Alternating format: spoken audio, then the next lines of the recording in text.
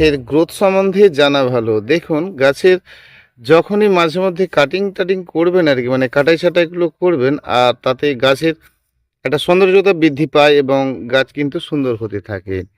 গাছের গোড়াতে মাঝে মধ্যে যদি আপনি এক্সট্রা করে মাটি চাপা দেন তো সেটা ভালো। তাহলে গাছ রোপণের সময় কিন্তু সেটা নয়, গাছ রোপণের পর কিন্তু আপনাকে গাছের গোড়ায় একটু মাটি দিতে হয়। টবের ক্ষেত্রে থাকলে সেক্ষেত্রেও কিন্তু মাঝে মধ্যে মাটি দিতে হয়, কারণ আপনি জল দিচ্ছেন, মাটি এমনি এলোমেলো হয়ে গাছের গোড়া খুলতে থাকে।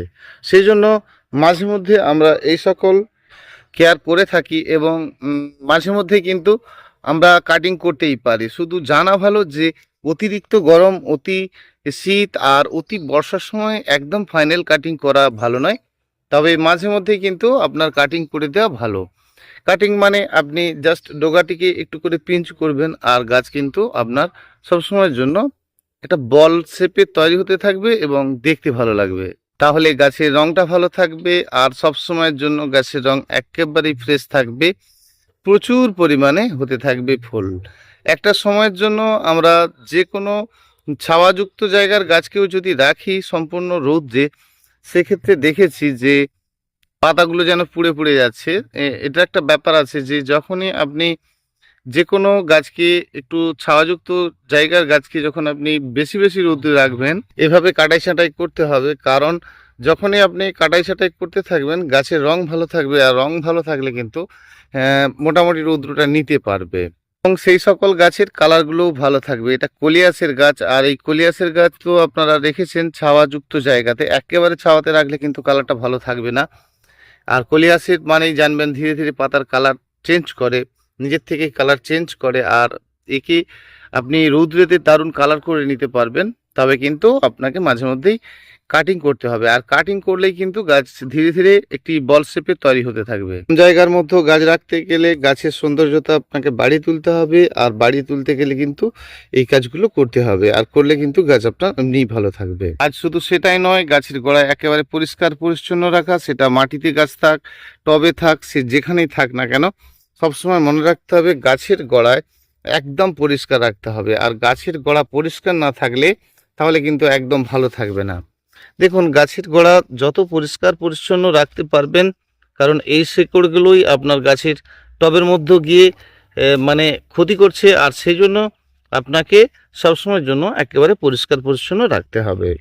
কি অযত্নেই গাছ হতে ভালোবাসে, আর সেই যত্ন মানে আপনাকে পরিষ্কারভাবে যত্ন নিতে হবে।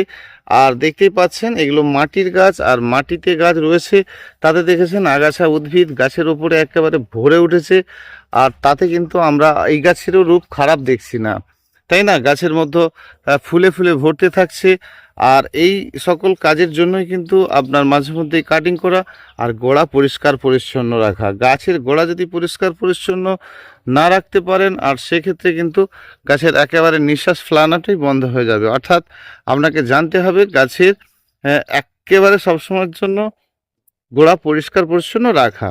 প্রতিদিন গাছের গোড়াতে জল তো থাকেই, মাঝে মধ্যে কিন্তু মাটি ড্রাই হওয়াটা ভালো, আর ড্রাই হতে থাকলে কিন্তু তাতে আপনাকে বুঝতে হবে যে গাছের পাতার রং ঠিক আছে কিনা, গাছের পাতা ঝিমে যাচ্ছে কিনা। আর যখনই মাটি একটু ড্রাই ভাব থাকবে তাতে দেখবেন অনেক বেশি পরিমাণে আপনি ফুলও পাবেন। মাটি ড্রাই করবেন, মাটি শুকনো হলো 5-10 দিন জল দিলেন ভালো করে, আবার জল দেওয়ার শেষে কিন্তু মাটি শুকনো করতে হবে। আর যেটা অনেকেই করেন কি, যে জল দিচ্ছেন তো দিচ্ছেন, সপ্তাহে অন্তত একটা দিন অবশ্যই জল কম দেবেন, কিন্তু সেটা না করে প্রথম থেকেই আপনি গাছের গোড়ায় জল কম দিতে থাকছেন, সেক্ষেত্রে কিন্তু গাছ ভালো করা যায় না। গাছকে ভালো করে যখন জল দেবেন সেটা কিন্তু কম জল নয়, আর মাঝে মধ্যে একটা দিন করে মাটিটাকে শুকনো করা। তবে এই সময়কার জন্য ভালো গরম পড়ে যাচ্ছে, আর পড়ে যাচ্ছে মানে আপনাকে কিন্তু একদম সবসময় মাটিটাকে ভেজা ভেজা ভাব রাখতে হবে। জল কম নয়, শুধু মনে রাখতে হবে একেবারে ভরপুর জল তো আপনি দিচ্ছেন, 6-7 দিন পর একদিন একটু টবটাকে শুকনো করে নেবেন হালকা করে, কারণ এই সময় যদি পরিমাণে একটু বেশি জল থাকে, আর সেক্ষেত্রে কিন্তু আপনার সমস্যা নেই, কারণ আপনি বেশি পরিমাণে জল দিলেও আপনার মাটির মধ্যে ফাঙ্গাস এটা করার কোনো ব্যাপারই নেই। ফুলের ডিজাইনটা নিশ্চয়ই বুঝতে পারছেন, এটা ড্রেগিং গাছ বলা হয়। আর ড্রেগিং ঠিক হেনা স্টাইলে ফুলটা দেখতে দেখুন, কিন্তু দারুণ দেখতে একটি ফুল এই ড্রেকিং।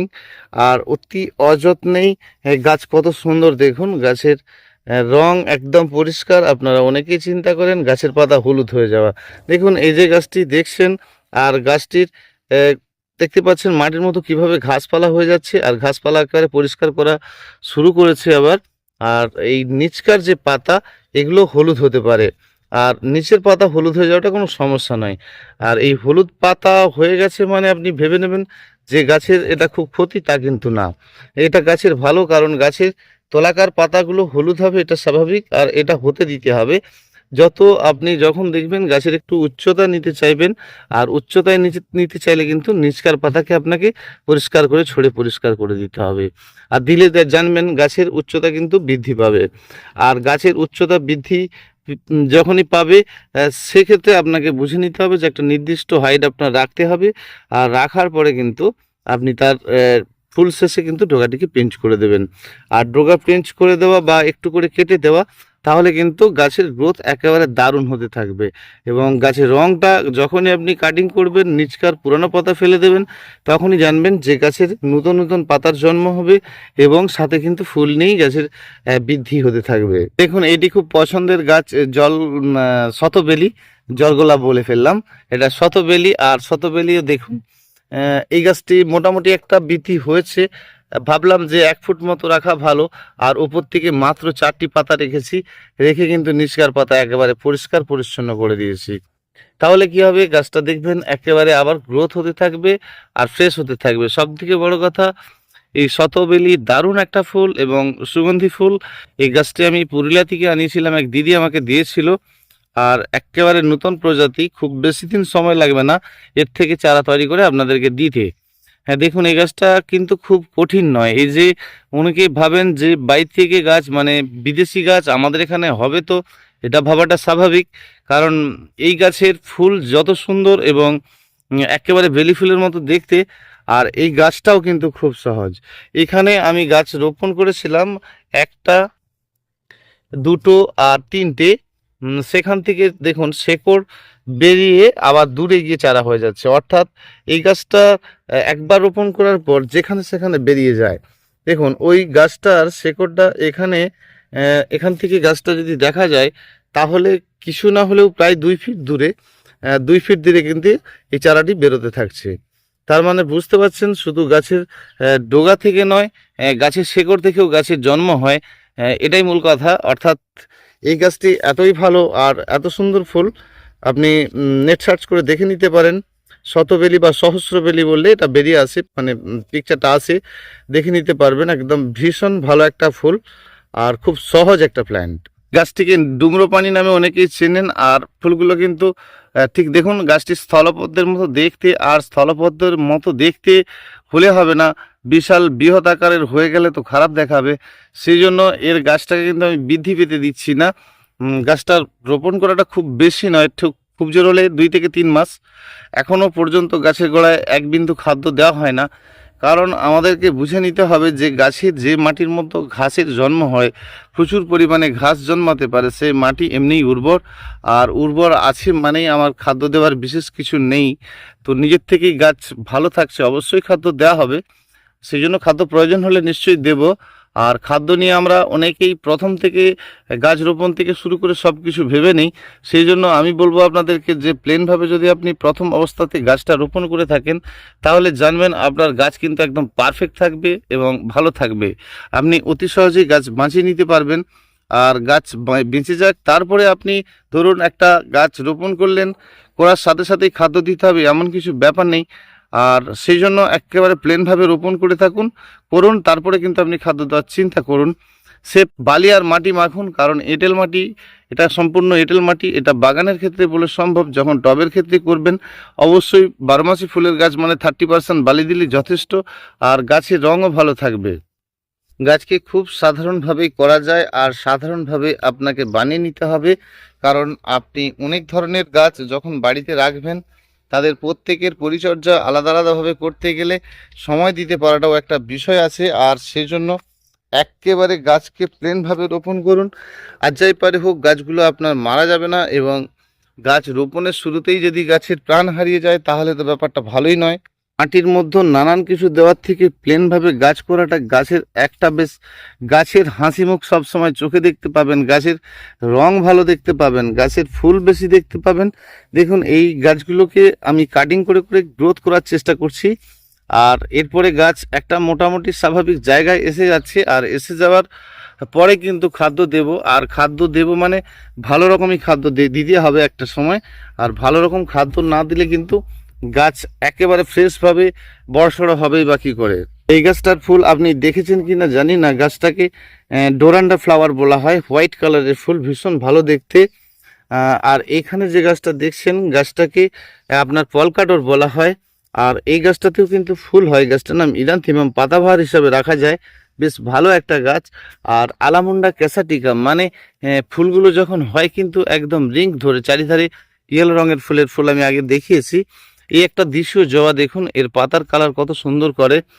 আর যদি লতানো হিসাবে গাছ নিতে চান, খুব সহজে করতে চান, তাহলে এই সাম্বারজিয়ার গাছটা ভীষণ ভালো, আর আপনি খুব সহজেই করতে পারেন। বনসাই করতে গেলে এই ধরনের গাছ করতে পারেন। গাছটির নাম হচ্ছে ফাইকাস পান্ডা, আর এটা আপনি জানেন তো, এটা হচ্ছে বনসাই শ্যাওড়া। আজকে একটা সময় ভালো বৃদ্ধি করতে দিতে হয়। আর গাছটার নাম হচ্ছে নাইট কুইন, বা আপনি হেনা ফুল বলতে পারেন। দেখুন একদম ফ্রেশভাবে গাছ রয়েছে, আর গাছের নিশ্চয়ই রংটা দেখে খারাপ বলে মনে হচ্ছে না, যে একদম ফ্রেশ গাছ।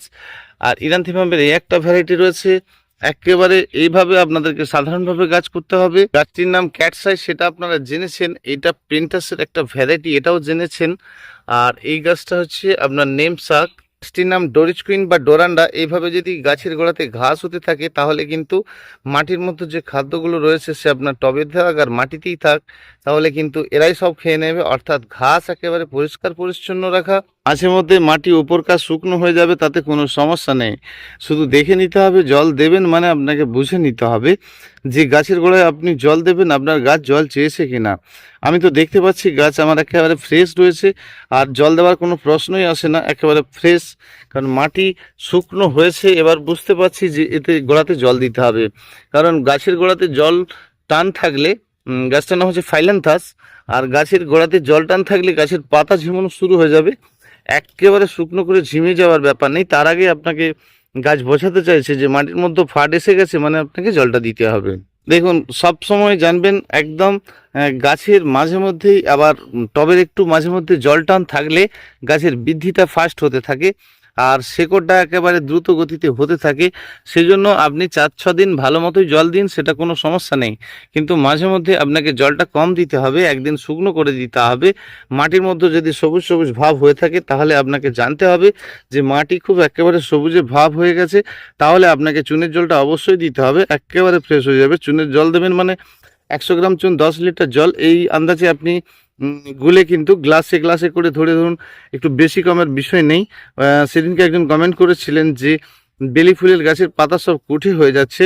কুঠে হয়ে গেছে মানে আপনাকে জানতে হবে যে একেবারে শুধু বেলি ফুলের গাছের জন্য যদি এই কুঠে আপনি ছাড়াতে চান, তাহলে আপনি সুট নামে একটি ওষুধ আছে, এটা দিতে পারেন। বা এটা একদিন দেওয়ার মাঝে কিন্তু আবার একদিন, কারণ এই কুঠেটা খুব কঠিন কুঠে, খুব দেরি হয় মানে পরিষ্কার হতে গাছকে। সেই জন্য গাছে যখন আপনি কোনো ওষুধ দেবেন সেটা কিন্তু মাঝে মধ্যে দিয়ে রাখবেন, তাহলে কোনো ওষুধ দিলে গাছে আপনার পোকার আক্রান্ত করবে, মানে আক্রমণ করবেই না।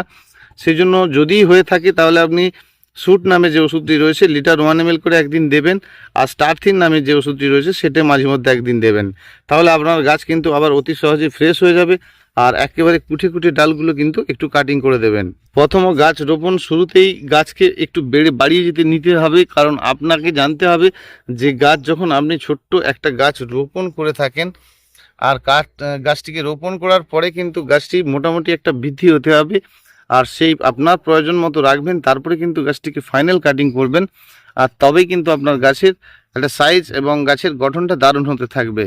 সেই জন্য গাছকে একটা সময় আপনাকে খুব ভালো করে বাড়িয়ে নিতে হবে, আর বাড়িয়ে নিতে হবে মানে আপনার প্রয়োজনের অধিক নয়, আপনি যতটা চেয়েছেন ঠিক তাই। আর দেখুন এই অপরাজিতা গাছের রং তো আপনি খারাপ দেখতে পাচ্ছেন কি? কোনোদিন দেখিয়েছি গাছটা লাল হয়ে গেছে, হলুদ হয়ে গেছে, একবার করে ফুল শেষ হয়ে যায় তো আবার কাটিং করে দিই। এই গাছটি আপনি জানেন কি, এই গাছটি কিন্তু মেহেন্দি পাতার একটি গাছ, আর এটাকেও আপনি কিন্তু মনের মতো ফুল করতে পারেন, কারণ ফুলটিও ভীষণ দেখতে ভালো। গাছের রং এবং বৃদ্ধি ভালো থাকলে মাঝে মধ্যে খাদ্য বন্ধ রাখবেন, আর বন্ধ রাখলে গাছে আবার ফুল শুরু হয়ে যাবে। ফুল শেষে একটু করে কাটিং করবেন, আর কাটিং করলেই কিন্তু গাছ আপনার ভীষণ ভালো থাকবে। দেখুন কিছু কিছু গাছের মাঝে আবার কিছু কিছু গাছ রাখা আছে। গাছটির নাম হচ্ছে পলকাডোরাটা, হোয়াইট কালারের পাতার গাছ। তো এটাকে একেবারে ইনডোর প্ল্যান্টের গাছ, কিন্তু এ তো সম্পূর্ণ রৌদ্রে আছে।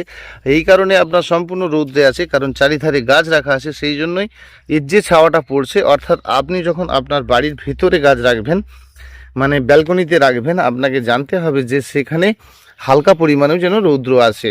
আমরা সহজেই অনেকে ভেবে নিই যে ইনডোর প্ল্যান্টের গাছ। দেখুন এইটা ভেবে নেওয়াটা খারাপ। সেটা কোনো গাছই নেই যে আপনার একেবারে সবসময়ের জন্য ইনডোর থাকবে। প্রধান জাতি গাছকে সহজে দাঁড় করিয়ে রাখা যায়, আর সেটা আপনি এই গাছটা দেখলেই বুঝতে পারবেন।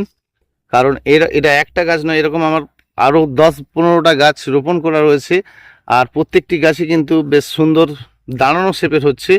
অর্থাৎ ফুল শেষ হয়ে গেলে কিন্তু আমি এটাকে কাটিং করে দিই। এই জন্যই 5-6 দিন 7 দিন পরেই আবার দেখা যাচ্ছে প্রচুর ডাল শাখা বেরোচ্ছে এবং সাথে সাথে ফুল হচ্ছে। অর্থাৎ আপনিও গাছকে ফুল শেষে কাটিং করবেন, আর আপনার গাছের রং কিন্তু সবসময় ভালো থাকবে এবং ফুলও সবসময় একদম তরতাজা ফ্রেশ ফ্রেশ ফুল হতে থাকবে। ফুল বন্ধ হলেই, ফুল শেষ হয়ে গেলেই গাছে যখন আপনাকে প্রচুর পরিমাণে ফুল দিতে থাকবে, যে কোনো গাছই হোক না কেন, আর ফুল শেষ হয়ে গেলে মানে গাছ একটু দুর্বল হয়ে ওঠে। আর মাঝে মধ্যে আপনার খাদ্য দেওয়ার চিন্তা করেন। দেখুন বাড়ির কিচেন কম্পোস্ট যেগুলো দিচ্ছেন সেগুলো ভীষণ ভালো, সেগুলো কখনোই বন্ধ করবেন না। আর সেগুলো বন্ধ করাটা খুবই খারাপ, কারণ আপনি বাড়িতে আপনার কিচেন কম্পোস্টগুলো মাঝে মধ্যেই দিচ্ছেন, মাঝে মধ্যে সরিষার খোল দিচ্ছেন, আর ভীষণ ভালো থাকছে আপনার গাছ। গাছের খাদ্য থাকতে হবে, তবে গাছের রং ভালো থাকবে। সবসময়ের জন্য গাছের রং ভালো থাকবে, গাছের রং দেখে নিজের ভালো লাগবে আপনার। আর সেই জন্য গাছকে আপনাকে খাদ্য তো দিতেই হবে। আমি বলবো আপনাকে প্রথম অবস্থায় খাদ্য দিয়ে রোপণ করা নয়, তারপরে আপনি খাদ্য অবশ্যই দেবেন এবং মনের মতো করেই দেবেন। শুধু জানবেন যে খাদ্য যখন দেবেন একেবারে এত এত করে খাদ্য দেওয়া নয়, পরিমাণ কম রাখবেন আর বারে বারে রাখবেন। তাহলে জানবেন সবসময়ের জন্য আপনার প্রতিটি গাছের রং ভালো থাকবে এবং গাছে কিন্তু ফুলও ভালো থাকবে। সে রং সাথে ফুল ভালো রাখতে গেলে আপনাকে মোটামুটি একটা খাদ্য দেওয়ার চিন্তা রাখতে হয়, সেটা আপনি দেখেছেন। কিন্তু এটা জানবেন না যে অনেক রকমভাবে অনেক অনেক খাদ্য দিয়ে দিলেই গাছে অনেক অনেক ফুল হয়ে যাবে না। সেজন্য আপনাকে মানেটা বুঝতে হবে। আপনি খাদ্য দিয়েছেন, গাছের রং আপনার ভালো হয়েছে, ফুল হবে, তারপরে খাদ্য দেওয়ার চিন্তা করবেন। আজকে ঠিক ফুল শেষে কাটিং করবেন, বুঝতেই পাচ্ছেন গাছটি কাটিং করার পরে কিভাবে ডাল শাখা বেরোনো শুরু হয়েছে। ফুল একটা বার করে হয়ে যাওয়ার পরে কিন্তু আমরা গাছকে কাটিং করে দিই। আর কাটিংটা আমরা শুধু এই সময় করতে হবে এটা নয়, গাছকে মাঝে মধ্যে কিন্তু কাটিং করা যায়। ফাইনালি কাটিংটা হয়তো সব সময় করা যায় না, কিন্তু আপনি কিছুটা করে গাছকে কমিয়ে দিতে পারেন। আর মানে উপরকার ডগা পাতা থাকছে কিন্তু ডগাটা কমিয়ে দিচ্ছেন, এই সময়কার জন্য গাছের পাতা না থাকলেও আপনি যদি কাটিং করেন সেক্ষেত্রে সমস্যা নেই। তো খাদ্য হিসাবে সবসময় জানতে হবে যে 100 গ্রাম খোল মাঝে মধ্যেই জলে ভিজিয়ে দিতে পারেন, কিন্তু বেশি ভালো করবেন 1 কেজি খোল নিলে সবসময় 200 গ্রাম 10-26 নেবেন, বাড়িতে রেখে দিন সেটা, আর তার থেকে অল্প অল্প করে ভিজিয়ে দিন। আর ভিজানো খোলটা কিন্তু অনেক দিন করে রাখবেন না, 3 দিনের বেশি ভেজাবেন না। মাঝে মধ্যে একেবারেই আপনাকে জানতে হবে যে সপ্তাহে অন্তত একটা দিন খাদ্য দেওয়া, আর খাদ্য দেবেন পরিমাণ কম রাখবেন। তাহলে আপনি 10 লিটার জলের সঙ্গে মাত্র 100 গ্রাম খোল দেবেন। পরিমাণটা কত কম বলেছি নিশ্চয়ই বুঝতে পারছেন। আর পরিমাণ কম থাকলে গাছের রং, গাছের চিন্তাধারা সব সময়ের জন্য ভালো থাকবে, গাছ আপনার একেবারে ফ্রেশ থাকবে। ওষুধ হিসাবে আপনি একটা কীটনাশক ওষুধ রেখে দিন, সেটা যে কোনো ধরনের কীটনাশক ওষুধ হতে পারে। তবে সোনাটা কাকা এই ধরনের যে ওষুধগুলো আপনার বাড়িতে রয়েছে, বা এরকম যাই ওষুধ থাক না কেন, কনফিডার, কনফিডেন্স, এই ধরনের যে ওষুধগুলো আছে সেটা যদি মাঝে মধ্যে আপনি দিতে থাকেন, গাছের রং কখনোই আপনার খারাপ হতে পারে না। আর ফুল আপনার একেবারে ফ্রেশভাবে হতে থাকবে সব সময়ের জন্য। কিন্তু গাছ একেবারে সব সময় কথা বলবে। আর গাছকে ফ্রেশ রাখতে গেলে ফুল শেষে অবশ্যই আপনি একটু করে ডগাটিকে কাটিং করে দেবেন। দেখুন আমাদের ক্ষেত্রে সব গাছের ক্ষেত্রে সম্ভব হয় না, আর সেজন্য আপনার যদি বাড়ির মধ্যে কয়েকটি গাছ থাকে অবশ্যই আপনি একটু করে কাটিং করে দেবেন। তারপরে আপনি নিজেই বুঝতে পারবেন যে গাছ একদম ফ্রেশ থাকছে। গাছ একটা সময় ফ্রেশ থাকছে, আবার একটা সময় প্রচুর পরিমাণে ফুল হচ্ছে, আর ফুল শেষে গাছ কিন্তু দুর্বল হচ্ছে। অর্থাৎ ফুল শেষ হয়ে যাওয়া মানে একটু করে কাটিং, আর তারপরে আপনি কিন্তু কয়েকদিন পরে ছোট ছোট ডাল শাখা বেরোনো শুরু, আর বেরোনো শুরু মানেই আপনাকে আবার কিন্তু খাদ্য দেওয়া। সেই জন্য আপনি যখন কাটিং করছেন আর কাটিংয়ের সাথে সাথে কিন্তু খাদ্যটা দিচ্ছেন না। আর খৈলকে যখন আপনি মাটির মধ্যে দিচ্ছেন সাথে সাথে মাটি ভেজা থাকলে সেই অবস্থায় কিন্তু একেবারেই দিচ্ছেন না। কারণ মাটি ভেজা থাকবে আর সে মতো অবস্থায় আপনি খৈলের জল দেবেন, সেটা কিন্তু করা যাবে না। খৈলের জল তো আপনি অবশ্যই দেবেন, আর খৈলের জলটা যখন দেবেন আপনার টবের মাটিটা শুকনো হতে হবে। আর আপনি আপনার বানানো খাদ্যগুলো বানিয়েছেন, আর সেগুলোকে দেখুন কোকোপিট, ভার্মিকম্পোস্ট এগুলোকে আপনি ভীষণভাবে ব্যবহার করুন, কিন্তু মাটির সঙ্গে মেখে নয়।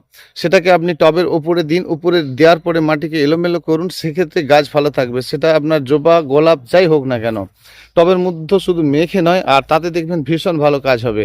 আপনি আপনার ভার্মি কম্পোস্টকে বা আপনার যে ঘুটে কাউডার কম্পোস্ট বা আপনি কোকোপিটকে জলে ভিজিয়ে যদি সেই জলটা আপনি গাছে দিতে পারেন, দারুণ কাজ পেয়ে যাবেন।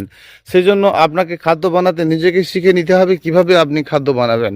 কিছুটা মাটিকে পচিয়ে নিয়েছেন, আর গাছের রুট বেশি চাইছেন তো কিছুটা মাটিকে ভিজিয়ে নিয়েছেন, একটা জায়গার মতো 15-18 দিন আপনার ভেজানো রয়েছে, আর সেই জলটা আপনি নিলেন। ধরুন 1 বালতি জল করেছেন 5 লিটার জল, আর তার সাথে দিয়েছেন আপনি 100 গ্রাম খৈল, আর সেই পরিমাণ মতো একটু অল্প 10-26, আর তাতে দিয়েছেন আপনার কিচেন কম্পোজের জলটা, আর দিচ্ছেন ভার্মি কম্পোস্টের পচানো জলটা। সেই জন্য আপনাকে এরকম জৈব সার যাই হোক না কেন সেটা কোনো ক্ষতি নেই। আর ভাতের যে মাঠটা সেটাও কিন্তু আপনি এভাবে দিয়ে রেখেছেন, তাহলে আলাদা আলাদা পাত্রে আপনার এগুলো সব পচানো রয়েছে, আর তার থেকে অল্প অল্প নিয়ে 5 লিটারের মতো জল করে ফেলুন, আর সেই জলটাই আপনি আপনার গাছের গোড়াতে দেবেন। তার আগে আরও এক্সট্রা জলের সঙ্গে ঠিক আরও 5 লিটার জল গুলে নেবেন, দারুণ কাজ হবে।